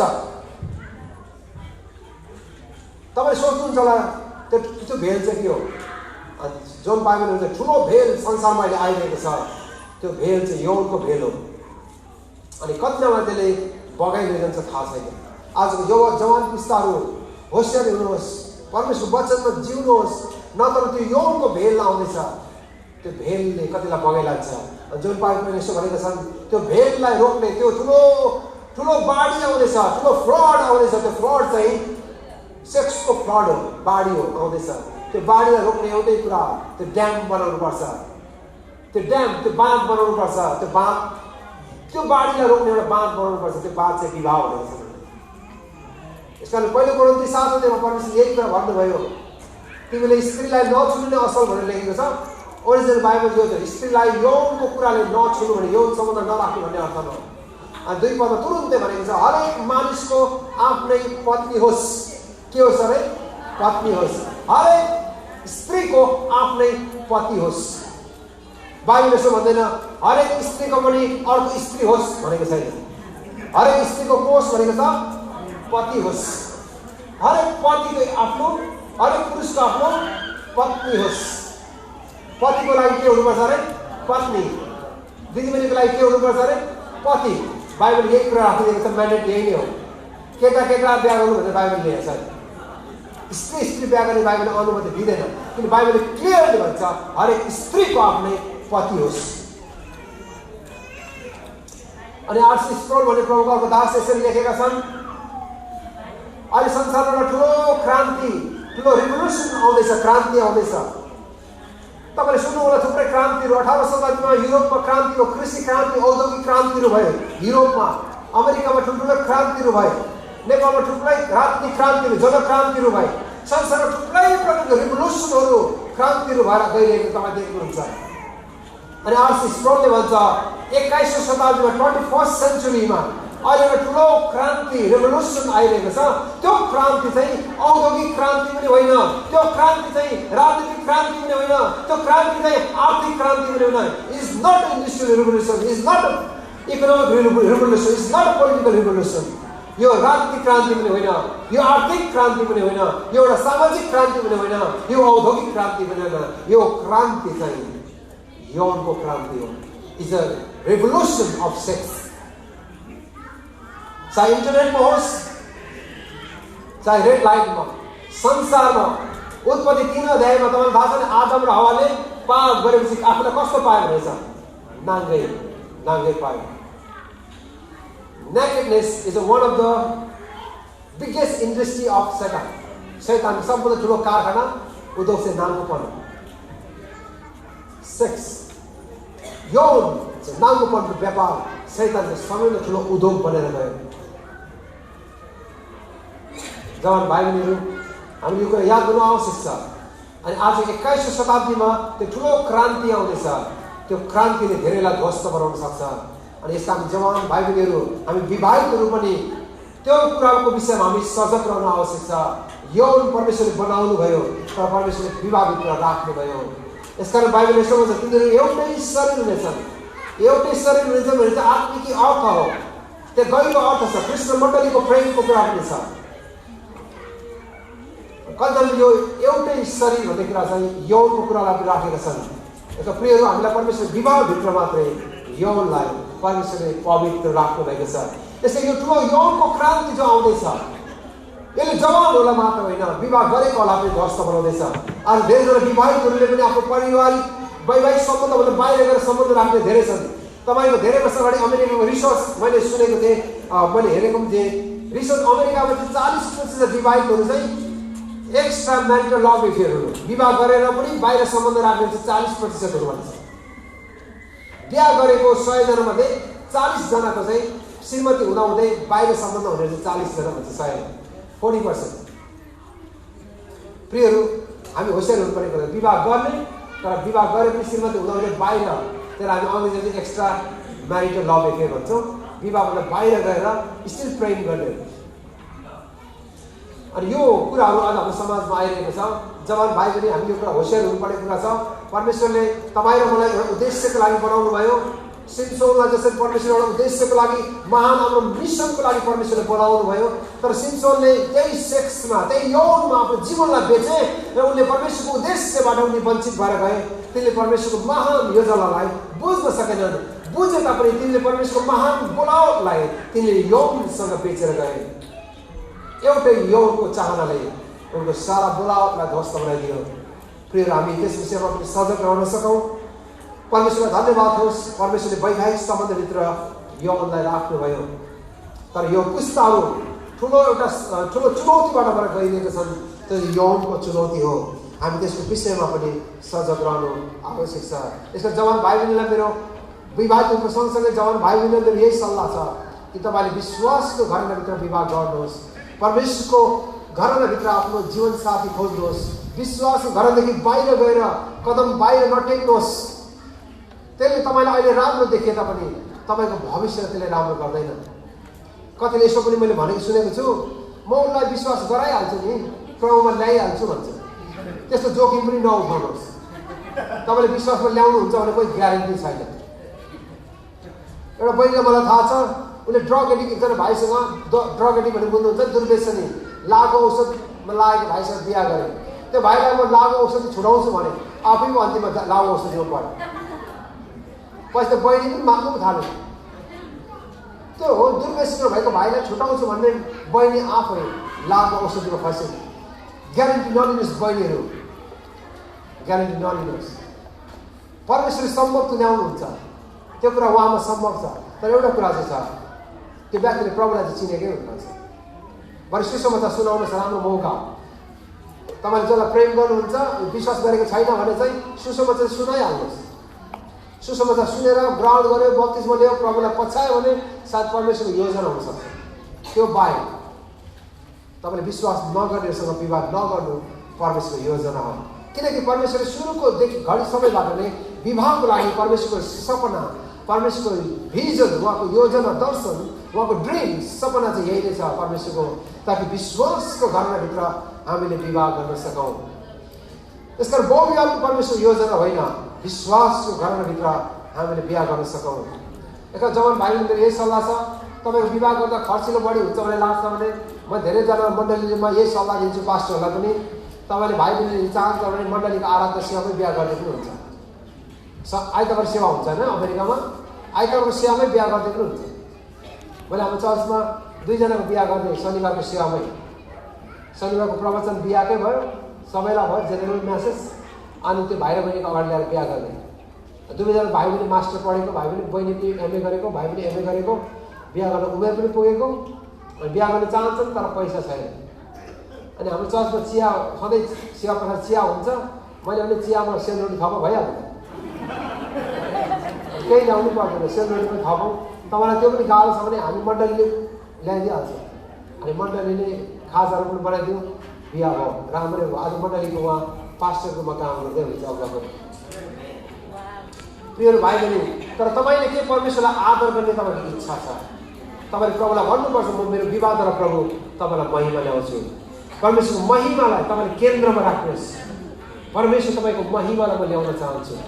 जब परमेश्वरको महिमालाई केन्द्रमा राख्नुहुन्छ जवान भाइ बहिनी, तपाईँले विवाह गर्ने कुरामा कहिल्यै गल्ती गर्नुहुन्न। हामी सबैले भन्नुपर्छ आमेन।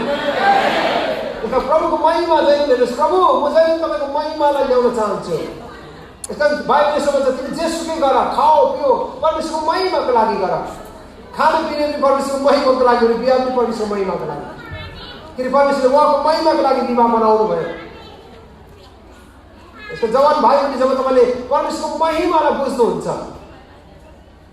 आजको जवानमा मेरो यही प्रार्थना छ, आजको जवान भाइ बहिनी परमेश्वरको महिमालाई बुझ्यो भने जीवनका सबै कुराहरूमा निर्णय गर्ने कुरामा त्यो भाइ बहिनीले सधैँ सही बाटो नै पकड्छ। तपाईँले याद गर्नुभएको छ प्रस्थानको 34 अध्यायमा मोसाले यसरी प्रार्थना गर्छ, प्रभु तपाईँको महिमा मलाई देखाउनुहोस्। O Lord, show me your glory, I want to see your glory. म तपाईँको महिमा देख्न चाहन्छु, मलाई तपाईँको महिमा देखाउनुहोस्। पहिला चाहिँ के भन्दै थियो तपाईँलाई थाहा छ? मोसाले प्रतिज्ञाको मुलुक बोकेर हिँडिरहेको थियो, प्रतिज्ञाको मुलुक सम्झिरहेको थियो। अनि अचानक उसको मन चाहिँ परिवर्तन हुन्छ, मलाई तपाईँको प्रेजेन्स, तपाईँको ग्लोरी, तपाईँको उपस्थिति र तपाईँको महिमा देखाउनुहोस्। म तपाईँको महिमा हेर्न चाहन्छु भन्छ। तपाईँलाई थाहा छ मोसाले प्रतिज्ञाको मुलुक गएनन्, तर मोसालाई कहिले रिग्रेट छैन प्रतिज्ञाको मुलुक नगएको। प्रतिज्ञाको मुलुकले स्वर्गलाई जनाउँदैन, प्रतिज्ञाको मुलुक यो संसारकै कुरा हो। तपाईँले संसारमा सबै उत्तम कुराहरू, आँखाले देखेको र चाहेको सबै कुरा सोलोमनले जस्तै प्राप्त नगरे पनि तपाईँले परमेश्वरको महिमा देख्नुभयो भने यो सबै कुरा चाहिँ परमेश्वरको महिमामा खुस्रो कुरा हो, खुस्रो कुरा। यसमा पावलले के भन्छ रोमीको 8:18मा, जब म परमेश्वरको महिमालाई हेर्छु संसारको कुरा त मलाई खुस्स लाग्छ। संसारको कुरा चाहिँ परमेश्वरको महिमासँग तुलना गर्ने योग्यता छैन भन्छ। जवान भाइ बहिनी, जब तपाईँले परमेश्वरको महिमालाई बुझ्नुहुन्छ, तपाईँले जीवनमा विवाहको कुरामा तपाईँले जहिले पनि असल निर्णय गर्नुहुन्छ। मेरो यही प्रार्थना छ आजको पुस्ताहरूको लागि, आज यस मण्डलीमा उपस्थित जवानहरूको लागि, तपाईँले परमेश्वरको महिमा खोज्नुहोस्। आज प्रभुलाई भन्नुहोस्, प्रभु तपाईँको महिमा मलाई देखाउनुहोस्। म तपाईँको महिमा हेर्न चाहन्छु, तपाईँको उपस्थितिमा हेर्न चाहन्छु। बाँकी सबै कुरा परमेश्वरले तपाईँलाई डोर्याउनु हुनेछ। आमेन। तपाईँले जीवनमा दुध र मह बग्ने कुराहरू अनुभव गर्नुभयो भने ठिकै छ, तर तपाईँलाई परमेश्वरको महिमाले संसारमा सन्तुष्ट बनाउनेछ। BMW गाडी कहिले कुदाउनु पाएन भने ठिकै छ, सानो सानो कोरोला गाडी कुदाएर भइहाल्छ, त्यो गाडीले तानिरहन्छ।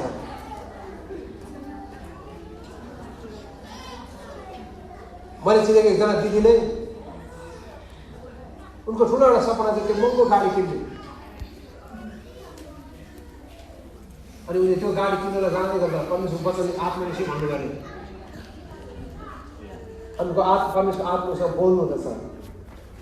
अनि उनले बाटोमा फर्केर आयो, प्रभु म यो गाडी चाहिँ यही गाडी कुदाउँछु, म यो पुरानो गाडी, तर यो पैसाले चाहिँ म इन्डियामा चर्च बनाउँछु भने मैले त्यो महँगो गाडी कुदाएर के गरा, यदि यो गाडी पैसाले इन्डियामा चर्च बन्छ भने चर्च बनाउँछु।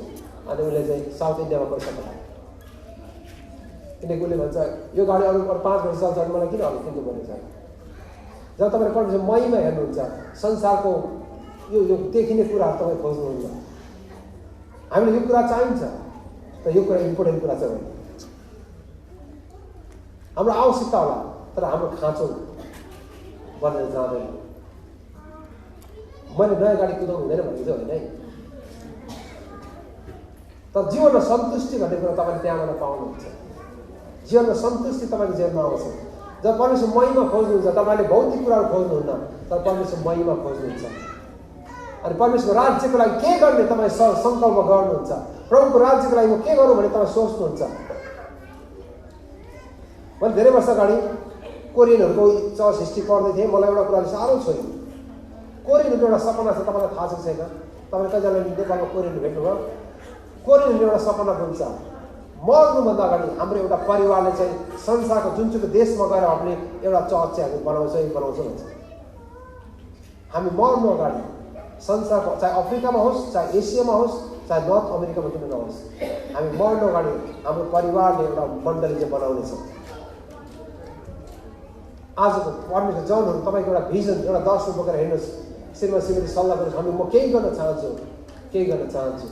जब तपाईँभित्र परमेश्वर महिमा आउँदछ, महिमालाई देख्नुहुन्छ, तब परमेश्वर राज्यलाई बुझ्नु थाल्नुहुन्छ, तपाईँको जीवनको प्रायोरिटी चेन्ज भएर जान्छ।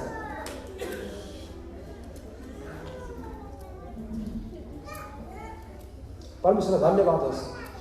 परमेश्वर महिमा परमेश्वरले हामीलाई देखाउनु भएको छ। मोसाले त्यही प्रार्थना गरेर उनी मरे, तपाईँको महिमा देखाउनुहोस्।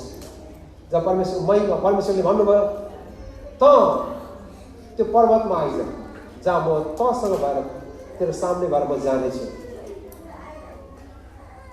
तैँले मलाई आम्ने सामने देख्न सक्दैनस्, किन मेरो उपस्थिति देखेछु त जीवित रहन सक्दैनस्, त तैँले मेरो पछिल्लो महिमा चाहिँ तैँले देख्नेछस्। मोसाले परमेश्वर महिमा हेर्ने तीव्र इच्छा गर्दछ। जवान भाइ बहिनी, जब परमेश्वर महिमालाई तपाईँले बुझ्नुहुन्छ, तपाईँले जीवनमा कहिले गलत मान्छेसँग बिहा गर्नुहुन्न, तपाईँले कहिले पनि विवाह गर्ने कुरामा भागेर विवाह गर्नुहुन्न। तपाईँलाई परमेश्वर राइट पर्सपेक्टिभ दिनुहुन्छ। जीवनको एउटा परमेश्वर सिद्ध इच्छा के हो सो तपाईँले देख्नुहुनेछ। तपाईँले जीवनमा आफ्नो विवाहद्वारा परमेश्वरलाई महिमा ल्याउनुहुनेछ। जब तपाईँले परमेश्वर महिमा ल्याउनुहुन्छ, तपाईँको विवाहद्वारा तपाईँको आमा बुवालाई पनि परमेश्वरले आशिष ल्याउनुहुन्छ, तपाईँको मण्डलीमा आशिष आउनेछ। जब जवान भाइले मण्डलीमा बिहा गर्छ नि, पास्टरलाई कम्ती खुसी हुन्छ। हामी चर्चमा चाहिँ जवान भाइले बिहा गर्दा मलाई पनि धेरै जोङ चल्छ नि, मलाई पनि धेरै खुसी लाग्छ, मेरो पनि बिहा भएछ। तर पास्टरको लागि, मण्डलीको लागि गर्व भनेको यही हो। जब जवानले बिहा गर्छ, मैले देखेको थिएँ, जब विवाहमा चाहिँ एकदम सुसमाचार हुन्छ। कहिले मण्डलीमा आउँदिनँ भन्ने पनि बिहामा चाहिँ आउँछ। अनि सुसमाचार हुन्छ कि, त्यो त मलाई साह्रै मनपर्छ कि। बिहा भनेको चाहिँ म पो अगाडि एक्साइटेड हुन्छ, किनकि मण्डलीको जवान भाइले बिहा गर्दा हामीलाई गर्व लाग्छ। होला हामीले शरीरमा बायोलोजिकल्ली हामीले उनीलाई जन्म दिएनौँ, तर आत्मिक रीतिले त हामी एउटा मण्डलीको अगुवा भएको कारणले, पिता भएको कारणले हामीलाई गर्व लाग्छ। जब जवान भाइ बहिनीले गलत प्रकारले बिहा गर्छन् त्यो बेला मण्डलीको अगुवाको मन दुख्छ। मण्डलीको अगुवाको मन दुख्नु भनेको परमेश्वरको मन दुख्नु हो, किनकि परमेश्वरले यही कुरा बताउनुहुन्छ। पहिलो राज्य 11:9 सोलोमनले बहु विवाह गरेर परमेश्वर रिसाउनु भयो, किनकि उनले परमेश्वरको वचनदेखि बाहिर गएर उनले विवाह गरे। प्रियहरू, परमेश्वरले यहाँलाई अनुग्रह गर्नुभएको होस्। म अन्तिमतिर अन्त गर्दैछु। म यहाँलाई अब दोहोऱ्याउँदै प्रकाशको पुस्तकतिर लैजान्छु। प्रकाशको पुस्तक 19 अध्यायतिर लाँदैछु। मैले अहिले तपाईँलाई बताउन गइरहेको, व्याख्या गर्न गइरहेको कुरा चाहिँ बिब्लिकल थियोलोजी अफ म्यारेज, विवाहको बाइबल ईश्वरशास्त्र। परमेश्वरले जेनेसिस 1 उत्पत्तिको 1 अध्यायमा परमेश्वरले विवाह सुरु गर्नुभयो। अनि तपाईँले याद गर्नुहुन्छ, मैले पढेँ पहिलो कोरिन्थीको दोस्रो कोरिन्थी मैले तपाईँलाई पढेर सुनाएँ। 11:2 कसरी नयाँ करारमा ख्रीष्ट येशू र मण्डलीको सम्बन्ध जनाउनलाई पावलले विवाहलाई उदाहरण दिए। एफिसी 5 अध्यायमा पावलले त्यही कुरा उदाहरण दिँदछन्। हामीले विवाह परमेश्वरले सुरु गर्नुभएको एउटा कारण यही नै हो, ख्रीष्ट येशू र मण्डलीको प्रेमलाई यस संसारमा झल्काउनको लागि। प्रिय, त्यति मात्र होइन, यो विवाह निरन्तर रूपमा बाइबलको अन्तिम प्रकाशित वाक्यसम्म पनि परमेश्वरले यो विवाहलाई निरन्तरता दिनुभयो। आउनुहोस् हामी 19 अध्यायमा जानेछौँ। प्रकाशको 19 अध्याय हामी पढ्नेछौँ। 19 अध्यायको 7 पददेखि म पढ्न गएको छु 9 पदसम्म। अब हामी रमाउँ र अत्यन्त खुसी हौ, किनकि उहाँलाई महिमा दिउँ, किनकि थुमाको विवाहको दिन आएको छ। उहाँकी दुलही स्वयं तय भएको छ। चहकिलो र स्वच्छ मलमलको वस्त्र पहिले तिनलाई दिएको छ। चहकिलो मलमलको वस्त्र सन्तरको धार्मिक कार्यहरू हुन्। अनि ती स्वर्गदूतले मलाई भने, यो कुरा लेख, किनकि थुमाको विवाहको भोजमा निमन्त्रण पाउनेहरू धन्यका हुन्। तिनी मलाई भने, परमेश्वरका सत्य वचनहरू यिनै हुन्। अनि परमेश्वर यसो भन्नुहुन्छ, थुमाको विवाहको भोजमा निमन्त्रण पाउनेहरू धन्यका हुन्। प्रिय, जसरी विवाह उत्पत्तिमा सुरु हुँदछ, पुरानो करार हुँदै नयाँ करार हुँदै प्रकाशित वाक्यसम्म पनि विवाहहरू बग्दै गइरहेको छ। अनि अन्तमा जब परमेश्वरले संसारलाई अन्त गर्नुहुनेछ, संसारको अध्यायलाई, समयलाई जब परमेश्वरले बन्द गर्ने, क्लोजिङ गर्ने समय आउनेछ, परमेश्वरले विवाहको त्यो उत्सवबाट अन्त गर्दै हुनुहुन्छ। दाजुभाइ दिदीबहिनीहरू, त्यो दिन आउँदैछ जुन दिन ख्रीष्ट येशूलाई हामीले भेट्नेछौँ। अनि तपाईँ र म उहाँको मण्डली, उहाँको दुलही चाहिँ आत्मिक दुला ख्रीष्टसँग हामी भेट्नेछौँ। त्यो दिनको लागि हामीहरू पर्खिरहेका छौँ। जबसम्म हाम्रो आत्मिक दुला ख्रीष्टलाई हामी भेट्दैनौँ उहाँको दोस्रो आगमनमा, तबसम्म हामीहरू वैवाहिक जीवनमा विश्वाससँग भएर उहाँको आउनेवाला विवाहको भोजलाई स्मरण गर्दै हामी हाम्रो वैवाहिक जीवनमा पनि हामी विश्वाससँग भइरहौँ। जसरी उहाँ विश्वासयोग्य हुनुहुन्छ, उहाँले हामीलाई कहिल्यै त्याग्नुहुन्न। पावलले भन्छ, तिमीलाई मैले ख्रीष्टसँग एउटै उहाँको दुलही हुनलाई मगनी गरिदिएँ, तर एक दिन समय आउनेछ, प्रकाशित वाक्यले भन्दछ, उहाँको विवाहको दिन आउनेछ। त्यो दिनको लागि परमेश्वरले आफ्नो दुलहीलाई तयार गर्दै हुनुहुन्छ। आफ्नो पवित्र दुलहीलाई 20 अध्यायमा पनि त्यही कुरा लेखिएको छ। 21 अध्यायमा त्यही कुरा 2 पदमा पवित्र दुलही परमेश्वरले तयार गर्दै हुनुहुन्छ। अनि 22 अन्तिम 17 पदमा पनि पवित्र आत्मा र दुलही। परमेश्वरको वचन यो कुरा हामीलाई सिकाउँदछ, विवाह चाहिँ अन्तिम प्रकाशित वाक्यसम्म पनि बगेर जाने एउटा महत्त्वपूर्ण उत्सवको दिन नै हो। यस्ता दाजुभाइ दिदीबहिनी जतिजना हामीले विवाह गरेका छौँ, ख्रीष्ट र मण्डली जस्तै हामी विश्वासयोग्य भएर रहिरहन सकौँ। दुलाहरू जुनजना श्रीमान यहाँ हुनुहुन्छ, आफ्नो दुलहीलाई प्रेम गरिराख्नुहोस्, विश्वासयोग्य भइराख्नुहोस्। मेरो इच्छा थियो नानीको विषयमा बाँड्ने, तपाईँ त्यो कुरा बाँड्न सकिनँ। तर एउटा पद पढेर म, जतिजना बुवाहरू आमाहरू हुनुहुन्छ, म यहाँलाई आग्रह गर्न चाहन्छु, एउटा पद पढेर म अन्त गर्छु। त्यो चाहिँ लुकाको 6:36 हामी सबैजनाले पढौँ। लुका 6:36। मलाई साह्रो यो पदले मलाई जहिले पनि स्पर्श गर्छ, मेरो जीवनलाई पनि परिवर्तन गरिदियो। लुका 6:36 पद यसरी लेखेको छ, तिमीहरूका पिता कृपालु हुनुभयो चाहिँ तिमीहरू पनि कृपालु हौ। तिमीहरूका पिता भनेको को पिता? स्वर्गमा बस्ने पिता। तिमीहरूका स्वर्गमा बस्ने पिता जस्तो कृपालु हुनुहुन्छ, तिमीहरू पनि कृपालु हौ। म बुवालाई कुरा गर्दैछु, आमाहरूलाई, बुवालाई विशेष गरी नानीको विषयमा मैले भन्नु पाइनँ र म यहाँलाई आग्रह गर्न चाहन्छु, जसरी हाम्रो वैवाहिक जीवनमा हामी विश्वास लिएर छौँ, आफ्नो नानीहरूप्रति पनि हामी कृपालु हुन सकौँ। दाजुभाइलाई मेरो प्रश्न छ, तपाईँको जीवनमा तपाईँले कसैलाई मोडल खोज्दै हुनुहुन्छ भने तपाईँले कसलाई मोडल हेर्नुहुन्छ? नमुनाको कुरा तपाईँको जीवनमा छ कि छैन?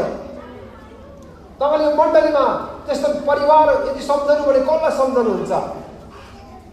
तपाईँले जीवनमा देखेका मानिसहरूमध्ये तपाईँले कसलाई सम्झिनुहुन्छ जसले तपाईँको जीवनमा विवाहको निम्ति असल उदाहरण छोडेर गएका छन्? मेरो जीवनमा त्यस्ता धेरै मान्छेहरू छन् जसलाई हेरेर म प्रेरणा पाउँछु, जसको जीवनलाई हेरेर, जसको वैवाहिक जीवनलाई हेरेर म सधैँ प्रेरणा पाउँछु। हाम्रो मण्डलीको पास्टरलाई पनि म हेर्छु, मेरो एसिस्टेन्ट पास्टर जसले मलाई सहायता गर्नुहुन्छ, उहाँको जीवनबाट म सधैँ प्रेरित छु। उहाँको श्रीमती अहिलेसम्म त्यस्तो खालको प्रेम भनेको, वास्तव भनेको कुरा चाहिँ मैले उहाँबाट पनि देखेको छु। मेरो जीवनमा अरू थुप्रै हुनुहुन्छ। मेरो भेनालाई म कहिले काहीँ सम्झन्छु, जसले मेरो दिललाई धेरै माया गर्नुहुन्छ। संसारको मान्छेले फेरि बुझ्दैन, मेरो भेनाले भात पकाएर खुवाउनुहुन्छ, धेरै जस्तो भ्याउँदा चाहिँ यहीले भात पकाउनुहुन्छ। अनि कति मान्छेले के बुझ्दो रहेछ भन्दा चाहिँ त्यो मान्छे जोइटिङ रहेछ भन्छ। कसैले त्यसो भन्नु त्यो चाहिँ गलत हो। तपाईँले हाम्रो परिवारलाई वास्ता गर्नुहुन्छ त्यो जोइटिङ रहेछ भने। मेरो जीवनमा मैले थुप्रै मान्छेहरू देखेँ, जीवनमा भेटेँ। यो जीवनको यात्रामा धेरैजना परिवारहरूलाई मैले भेटेँ। तिनीहरूको लागि म सल्युट गर्छु, जसले मेरो लागि प्रेरणा बनेका छन्, जसको जीवनबाट म प्रेरित छु, जसले मलाई तिनीहरू जस्तै हुनलाई लालच गर्छ, जसले मलाई उहाँ जस्तै जिउनलाई जसले सधैँ प्रेरणा दिन्छ। म ती अग्रजहरूलाई सधैँ सल्युट गर्छु। प्रियहरू, त्यस्ता व्यक्तिलाई जीवनमा हेर्नुहोस् जसले जीवनमा राम्ररी परिवारलाई डोर्याएका छन्। तिनीहरूलाई जहिले पनि जीवनमा हेर्नुहोस्, उनीको जीवनबाट सिक्नुहोस्। तर सबैभन्दा बढी उत्तम नमुना चाहिँ ख्रीष्ट येशू स्वयंले हुनुहुन्छ। आमेन। येशू नै हाम्रो उदाहरण हुन्छ। दाजुभाइ, जब जब विवाहमा श्रीमतीलाई प्रेम गर्न गाह्रो हुन्छ, येशूलाई हेर्नुहोस्, जसले आफ्नो मण्डली, आफ्नो दुलहीको लागि आफ्नो जीवन त्याग्नुभयो, जसले आफ्नो दुलहीको लागि जीवन त्याग्नुभयो, आफ्नो दुलहीलाई आफ्नो बनाउनको लागि। तपाईँ र म ख्रीष्टको दुलहीहरू, मण्डलीलाई आफ्नो बनाउनको लागि येशू ख्रीष्ट यस संसारमा आफ्नो जीवन पनि दिनुभयो। देखो, पावलले भन्छ, पति आफ्नो पत्नीलाई प्रेम गर जसरी ख्रीष्टले मण्डलीलाई प्रेम गर्नुभयो र आफ्नो जीवन बलिदान गर्नुभयो। दाजुभाइहरू, आफ्नो जीवन बलिदान गरेर आफ्नो परिवारको सुरक्षा गर्नुपर्ने कुरा हो। यसकारण जब श्रीमतीलाई रिस उठाउँदैछन्, श्रीमती रिस उठाउँछन्, अथवा तपाईँलाई मन नपर्ने कुराहरू छ,